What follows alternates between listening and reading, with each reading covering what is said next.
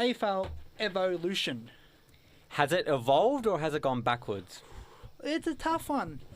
And I watched the YouTuber and he sums it up perfectly. And the point is that you look at a sport game and you think of FIFA, which is EA.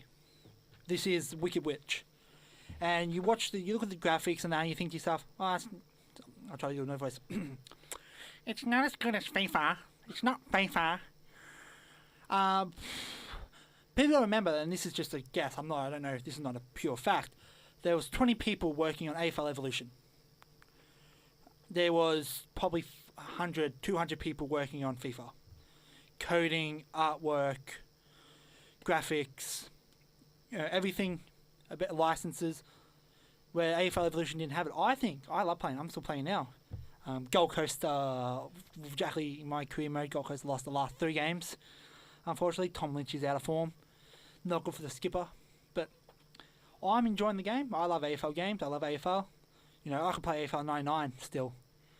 And that's a terrible, terrible game with the whole commentary just like, he takes the mark. What a kick. Good handball. The pressure's on here. Yeah, it's kind of repetitive a little bit, but if you love your footy, it's definitely a game to get. The only thing is, the big thing is that there are some flaws to it. The advantage rule.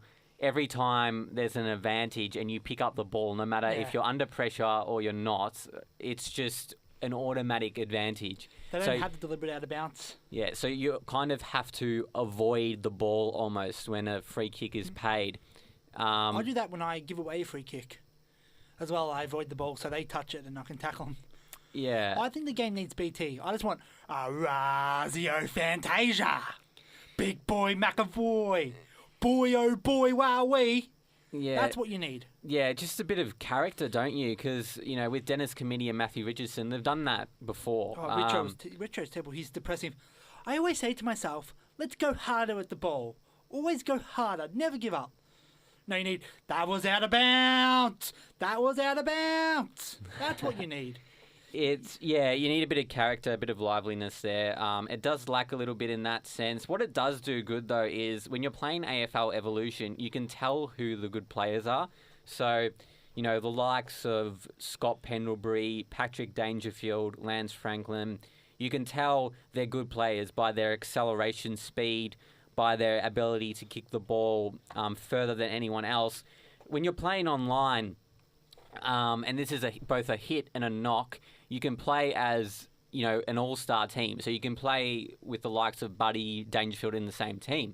Now, I was Collingwood and I was versing an all-star team, and I was like, how did this happen? Like, this is so unfair. You have the likes of Buddy on Reed and just Dangerfield on Treloar, and I'm just like, this is not how it should be played. It should be played based on the league you've set it on. Other than that, the online itself is almost unplayable because there's so much lag, and the FPS rate drops anyway in the normal single match games. So it's a weird dynamic there. But one thing I do like about it is that you can actually run with the ball carrier. Like, it's really fun. It's really fun. Like with the likes of you go for Freo. Who's a really quick player at Freo? Stephen Hill, Bradley Hill, I'd assume as well. Walters even. So you've got quite a few players there, and you can actually run with the ball. In previous AFL games, you get the ball and you get tackled. Yeah, it's like Usain Bolt is coming up behind you, and it's just so unfair. But to an extent, even FIFA has had that problem before, where seemingly slow players catch up to seemingly fast players. Actually, one of my biggest issues with FIFA is you play as Melbourne Victory, and Marco Rojas is a really fast player in real life, but because he plays a Victory with a low rating, he's slow. Yeah. I think speed should be a automatic thing. It shouldn't be, Fife's not the fastest football player in the world, so he shouldn't have 99 speed. Dangerfield's fast. Jeddah, Hit the Hill brothers, they're all quick. But Fife isn't quick. Mitchell isn't quick. No, and Mitchell isn't quick. He's highly rated, but he does have a really good acceleration speed on him. He's probably like, I wouldn't say he's one of the slowest players in the AFL, but he's certainly one of the slowest of the elite midfielders in the competition. He doesn't rely on that explosive speed like Dangerfield does. He relies on fantastic game awareness. And I like how in career mode, though, you can train the attributes of even older players, because older players can get better over time anyway. So you can dedicate attribute points to specific traits that the player may have. For instance, acceleration, as we were mentioning there, goal kicking, and I've got Scott Penberry as a captain. He's got full marking power. He's right up there with the best players in the competition. So you were one to actually give me a tip, Liam, and this was when I was struggling with the game when I first got it, and I was struggling. I was getting thrashed on medium, and I didn't know what to do. And so you told me, and it worked out, to go on easy first for a half, and then in the second half, go on medium, so you have a bit of control, get your confidence up. And that was perfect, so I'd like to thank Liam for that. Oh, you're welcome. I do take full credit. So overall, out of 10, what would you give the game? I give it a good 7. Good 7. I'd give it a 6. I give it an average. I think they've done some good things with the game, and I think there are some slight flaws to it. Or not slight, that's being generous in my opinion, but they've done a good job for what... it's always cliche. Like, I kind of want to avoid it almost, but you mentioned it at the start of the show, the fact that they're not an EB game... Not an EB... EA Sports type of company. I think I said EB game as well. But I think if they can continue with the path, like I said, you have a platform, just build on that platform.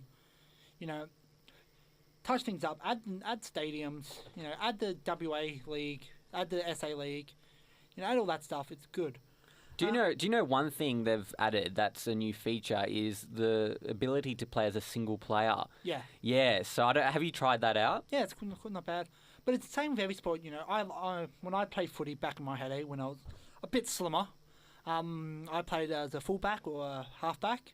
I love playing the back line. So when I create a play, I play in the back line, but it's not as fun as you got to go midfield or forward because you only do so much, tagging someone and you can't heckle them. Usually I let my opponent know what I thought of him, or what I thought of his haircut, or I'll give him a nice tap on the bum. That's what I used to do when I played, but you can't do that in the game. So after AFL Evolution, let's go to the Super Coach and Fantasy. Fantasy, again, I just don't like fantasy. Yeah, we've had this discussion before about how it doesn't really measure efficiency, and that's a completely valid point. I don't argue against that. I just contend that they're different games. So one is more realistic and one's more fantasy in the purest sense. So I was ranked 2,070 out of, over 120,000. So I've actually dropped a little bit, which is well deserved because I've made a few poor trades over the past few weeks, and I need to get my mojo back. For instance, Dane Zorko over Gary Ablett. I don't understand that. Dane Zorko's usually up the top every week. He is.